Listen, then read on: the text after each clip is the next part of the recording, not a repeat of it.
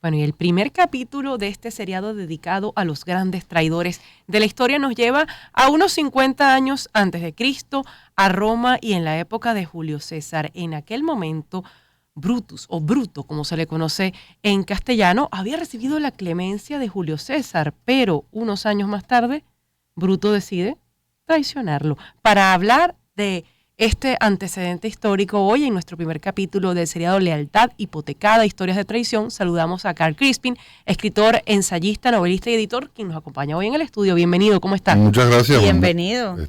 Encantado de estar nuevamente con ustedes. Yo incluso me iría mucho más, es decir, anteriormente a esto que ustedes están mencionando de Bruto y Julio César.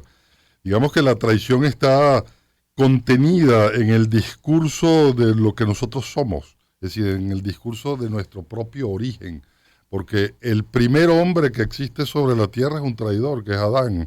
Sencillamente Adán traiciona a Yahvé, cuando en el paraíso, es decir, cede a la tentación de Eva al comer la manzana prohibida del árbol. Entonces fue expulsado precisamente del paraíso por una traición. Es decir, de modo que, es decir, está imbricado en la naturaleza humana. Lo de Julio César, evidentemente, es una traición, porque Bruto, es decir, pertenecía un poco a la familia de Julio César, no es que fuese su hijo, es decir, como algunos confunden, porque el concepto de la familia romana era una familia, digamos, un concepto político de la familia, y Bruto pertenecía a la familia de Julio César.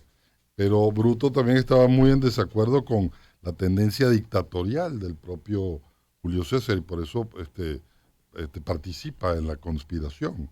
Es decir, una conspiración que además le sale cara, porque después tanto Marco Antonio como Octavio lo van a buscar para vengarse de la muerte de Julio César. Pero además justamente producto de esta traición queda una frase para la historia que supuestamente habría pronunciado el propio Julio César, tan pronto se da cuenta de que Bruto está formando parte de esta conjura para acabar con su vida, y es cuando pronuncia también tú, Bruto, en latín. Exactamente. Tú, Bruto. Y tú también, hijo mío. Es decir, algunos incluyen, por eso la confusión. Obviamente que la naturaleza de la traición, ¿por qué los traidores son tan mal vistos en el mundo? ¿Por qué a nadie le gustan los traidores? Primero porque la traición ocurre en el círculo íntimo de la persona. Es decir, si a ti te traiciona una persona a quien tú no conoces, a ti realmente te hace muy poca mella esa conducta impropia.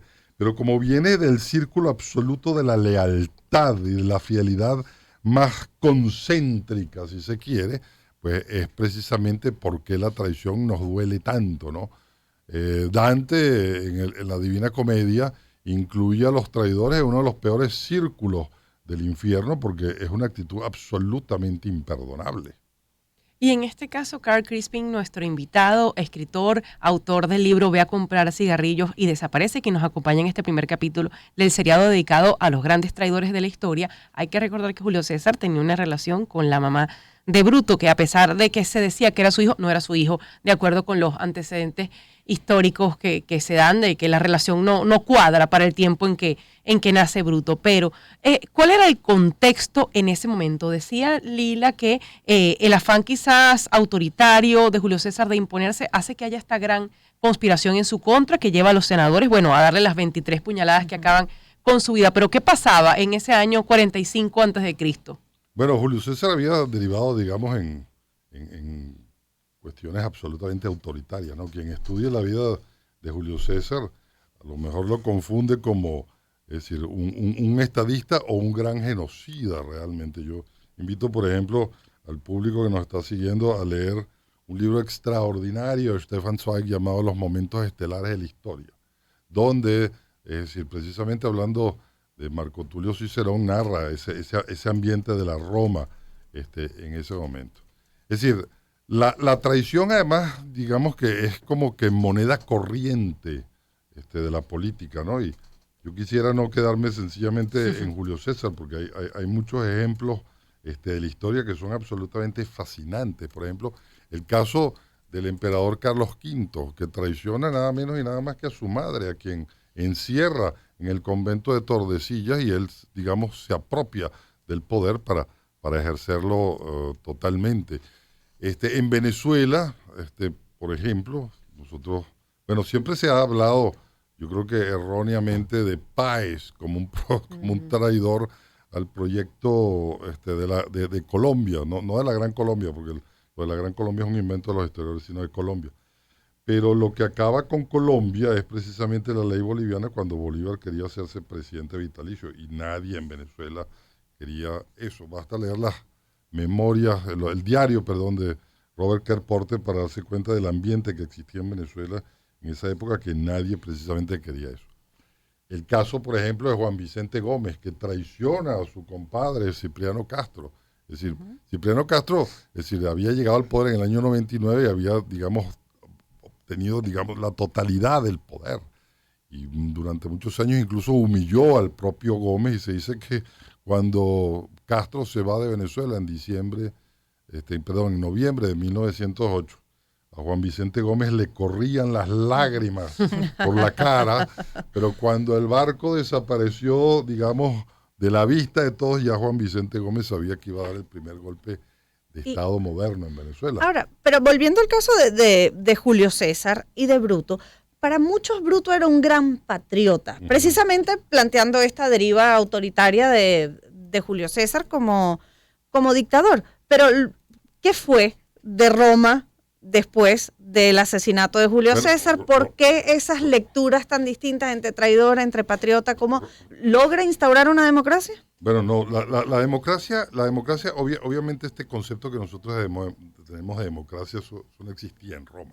Es decir, existió en la Grecia clásica, en la época de Pericles, en el siglo V antes de Cristo, pero lo que nosotros conocemos como democracia hoy en día, con todos estos baremos de respeto a los derechos humanos, etcétera, eso no existía en la antigüedad clásica. Y mucho menos en Roma, ¿no? Realmente que en Roma había una especie de oligarquía senatorial, si se quiere. Y entonces lo que sucede después de la muerte de Julio César es que comienza el imperio con César Augusto, que era además sobrino de Julio César.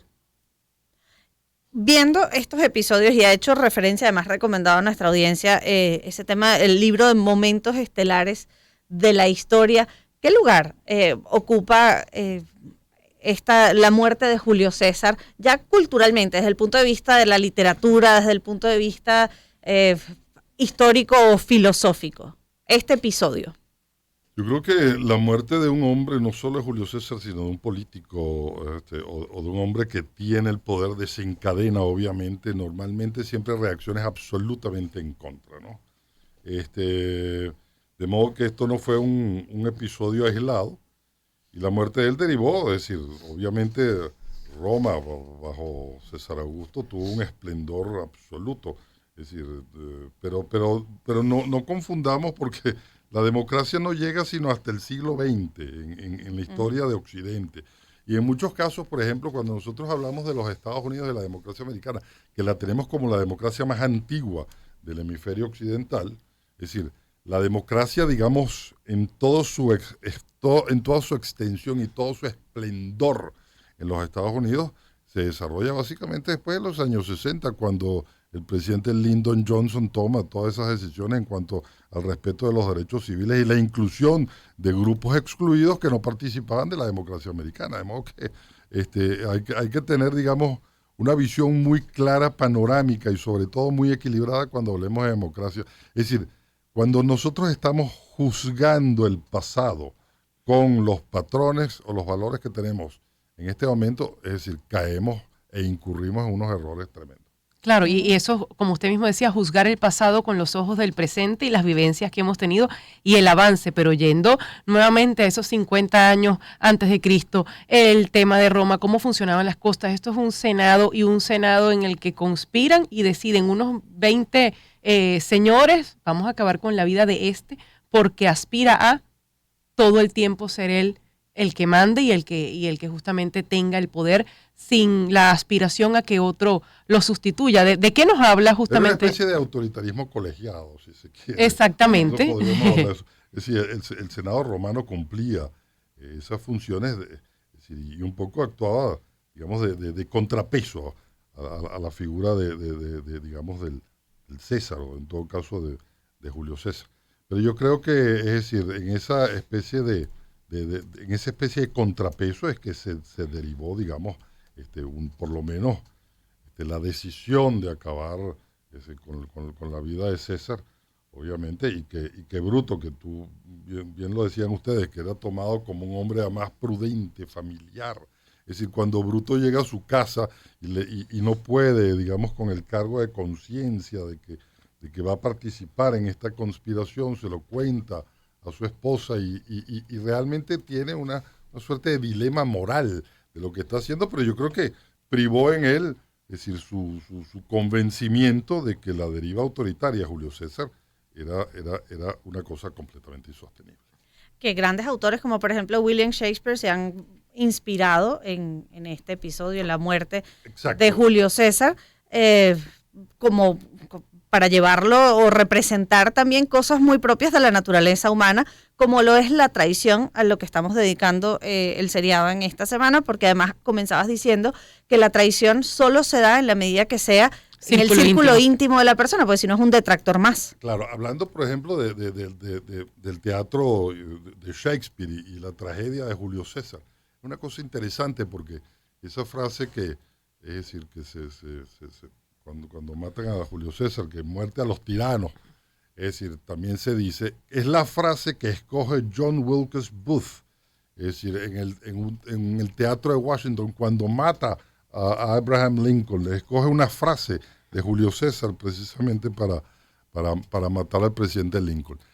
Dentro de las tragedias de Shakespeare también está Coriolano, por ejemplo, que es un general romano que es expulsado de Roma y entonces arremete contra su propia ciudad, lo cual sencillamente es el ejemplo también clásico del traidor a su propia circunstancia, a su propia ciudad. Bueno, Carl, muchísimas gracias por habernos acompañado hoy en este primer capítulo del seriado dedicado a los grandes traidores de la historia, o al menos a los que son incluidos en los libros de historia como traidores. El seriado es Lealtad Hipotecada, historias de traición que han ocurrido a lo largo de la historia. Nos acompañó Carl Crispin, escritor, ensayista, novelista, editor y autor de Ve a comprar cigarrillos y desaparece. Muchísimas gracias por la invitación, encantadísimo de haber venido. Muchas gracias por haberse acercado. 10:36 de la mañana, hacemos publicidad mejor. Les hablamos de la Clínica Veterinaria Huellas, atendida por sus fundadores desde 1989. Si escuchas que tu perro se ahoga al agitarse o se despierta en la madrugada a toser, podría estar sufriendo una enfermedad del corazón. El trastorno de las válvulas cardíacas es la enfermedad más común en perros de raza pequeña a partir de los 10 años. Concreta una cita con nuestro departamento de cardiología para descartar que sufra del corazón. Los esperamos en nuestra única sede en La Castellana. Síguenos en Instagram, @huellasveterinarias. Te hacemos feliz a través de la salud de tus mascotas. Si tienes más de 35 años y llevas 6 meses buscando esa prueba positiva que te diga que por fin vas a ser madre, no lo dudes y consulta con un especialista en el área de fertilidad. AVEMERE, la Asociación Venezolana de Medicina Reproductiva y Embriología, fue creada con el objetivo de difundir conocimientos en el área de fertilidad humana en nuestro país. Somos AVEMERE, Asociación Venezolana de Medicina Reproductiva y Embriología. Síguenos en Instagram, @avemere.ve y visítanos en avemere.org.ve. Zona Éxitos. Una